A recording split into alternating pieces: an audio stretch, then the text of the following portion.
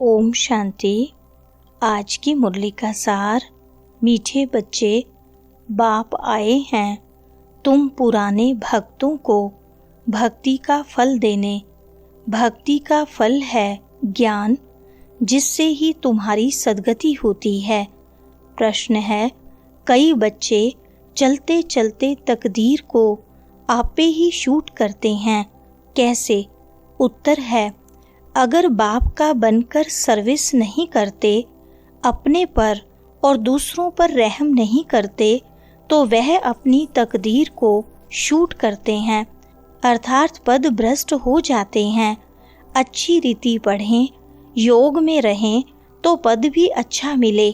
Serviceable बच्चों को तो सर्विस का बहुत शौक होना चाहिए। सुनते हैं मुख्य पॉइंट्स। पहली पॉइंट, मृत्यु लोक में आसुरी गुण वाले मनुष्य होते हैं, अमर लोक में दैवी गुण वाले मनुष्य हैं, इसलिए उनको देवता कहा जाता है। यहाँ भी अच्छे स्वभाव वाले को कहा जाता है। यह तो जैसे देवता है, कोई दैवी गुण वाले होते हैं। इस समय सब हैं आसुरी गुण वाले मनुष्य, 5 विकारों में फंसे हुए हैं। तब तो गाते हैं, इस दुख से आकर लिबरेट करो। कोई एक सीता को नहीं छुड़ाया। बाबा ने समझाया है, भक्ति को सीता कहा जाता, भगवान को राम कहा जाता। जो भक्तों को फल देने आता है, इस बेहद के रावण राज्य में सारी दुनिया फंसी हुई है। दूसरी पॉइंट, इस समय कोई एक भी पूज्य हो नहीं सकता। ऊंच ते ऊंच भगवान पूज्य, फिर हैं सतयुगी देवताएं पूज्य। इस समय तो सब पुजारी हैं। पहले पहले शिव की पूजा होती है, वह है अव्यभिचारी पूजा। वह सतो प्रधान, फिर देवताओं से भी उतर कर जल की, मनुष्यों की, पक्षियों आदि की पूजा करने लग पड़ते। दिन प्रतिदिन अनेकों की पूजा होने लगती है। भगवान वाच है, अशरीरी आए थे, फिर अशरीरी बनकर जाना है। वह फिर बिना कपड़े के रहते हैं। भगवान वाच के अर्थ को नहीं समझते हैं। बाप कहते हैं, तुम आत्माएं यहाँ यह शरीर धारण कर पाठ बजाने आई हो, फिर वापस जाना है। तीसरी पॉइंट, आत्मा ही पाठ बजाने आती है। झाड़ वृद्धि को पाता रहता है।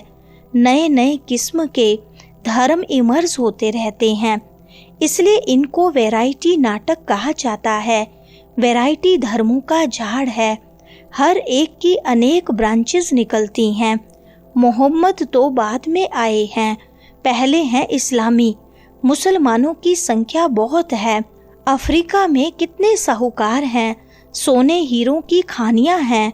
जहाँ बहुत धन देखते हैं तो उस पर चढ़ाई कर धनवान बनते हैं। क्रिश्चियंस लोग भी कितने धनवान बने हैं। भारत में भी धन है, परंतु गुप्त। सोना आदि कितना पकड़ते रहते हैं। चौथी पॉइंट, सब धर्मों में ऊंच तो तुम्हारा ब्राह्मण धर्म ही है, जिसका किसको पता नहीं है। कलयुगी ब्राह्मण भी बहुत हैं, परंतु वह हैं कुख वंशावली ब्राह्मण। प्रजापिता ब्रह्मा के मुख वंशावली ब्राह्मण, वह तो सब भाई बहन होने चाहिए। अगर वह अपने को ब्रह्मा की औलाद कहलाते हैं तो भाई बहन ही ठहरे, फिर शादी भी कर न सके। सिद्ध होता है वह ब्राह्मण ब्रह्मा के मुख वंशावली नहीं है, सिर्फ नाम रख देते हैं।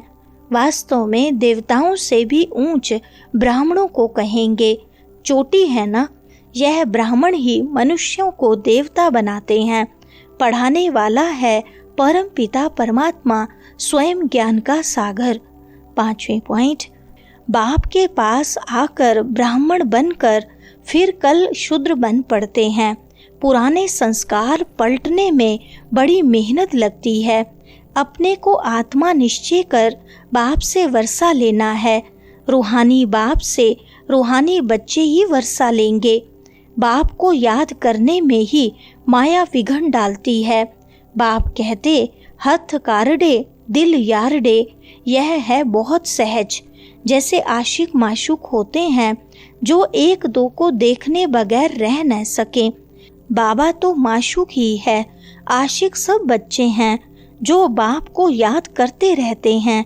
एक बाप ही है जो कभी किसी पर आशिक नहीं होता है, क्योंकि उनसे ऊंच तो कोई है नहीं।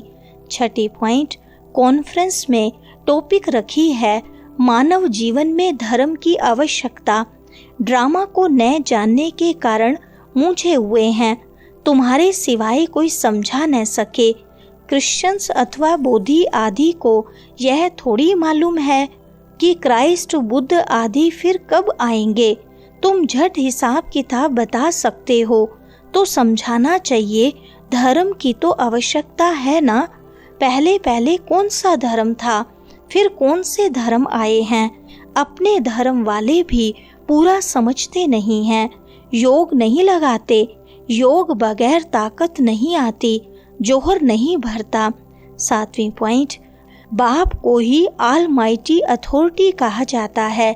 तुम कितना ऑल माइटी बनते हो, विश्व के मालिक बन जाते हो। तुम्हारे राज्य को कोई छीन न सके। उस समय और कोई खंड होते नहीं, अभी तो कितने खंड हैं। यह सृष्टि चक्र कैसे फिरता है, 5000 वर्ष का यह चक्र है। बाकी सृष्टि लंबी कितनी है वह थोड़ी माप कर सकते। आकाश और सागर का अंत कोई पा न सके। तो समझाना है धर्म की आवश्यकता क्यों है। सारा चक्र बना ही है धर्मों पर। यह है ही वैरायटी धर्मों का झाड़। यह झाड़ है अंधों के आगे आईना। 8वीं पॉइंट तुम अभी बाहर सर्विस पर निकले हो, आहिस्ते आहिस्ते तुम्हारी वृद्धि होती जाती है। तूफान लगने से बहुत पत्ते गिरते भी हैं ना। और धर्मों में तूफान लगने की बात नहीं रहती, उनको तो ऊपर से आना ही है। यहाँ तुम्हारी स्थापना बड़ी वंडरफुल है। पहले पहले वाले भक्त जो हैं उनको ही आकर भगवान को फल देना है, अपने घर ले जाने का। सन्यासी लोग तो सुख को भी मानते ही नहीं, वो चाहते हैं मोक्ष हो। मोक्ष को वर्षा नहीं कहा जाता।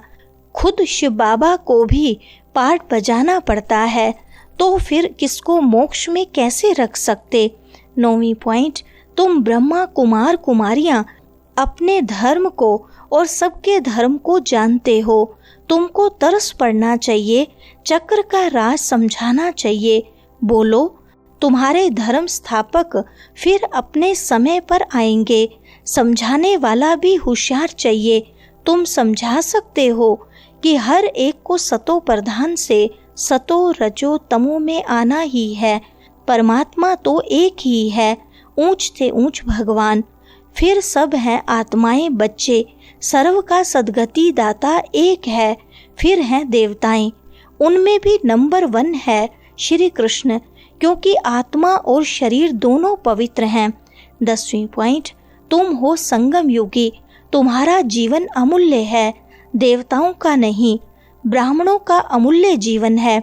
बाप तुमको बच्चा बनाए फिर तुम्हारे पर कितनी मेहनत करते हैं। देवताएं थोड़ी इतनी मेहनत करेंगे। वह पढ़ाने लिए बच्चों को स्कूल भेज देंगे। यहाँ बाप बैठ तुमको पढ़ाते हैं। वह बाप टीचर गुरु तीनों हैं, तो कितना रिगार्ड होना चाहिए। सर्विसेबल बच्चों को सर्विस का बहुत शौक होना चाहिए। बहुत थोड़े हैं जो अच्छे होशियार हैं तो सर्विस में लगे हुए हैं। वरदान है रूहानी ड्रिल के अभ्यास द्वारा फाइनल पेपर में पास होने वाले सदा शक्तिशाली भव। विस्तार है जैसे वर्तमान समय के प्रमाण शरीर के लिए सर्व बीमारियों का इलाज एक्सरसाइज सिखाते हैं, ऐसे आत्मा को सदा शक्तिशाली बनाने के लिए रूहानी एक्सरसाइज का अभ्यास चाहिए। चारों ओर कितना भी हलचल का वातावरण हो, लेकिन आवाज में रहते आवाज से परे स्थिति का अभ्यास करो। मन को जहाँ और जितना समय स्थित करने चाहो उतना समय वहाँ स्थित कर लो, तब शक्तिशाली बन फाइनल पेपर में पास हो सकेंगे। स्लोगन है अपने विकारी स्वभाव, संस्कार व कर्म को समर्पण कर देना ही समर्पित होना है। अच्छा, ओम शांति।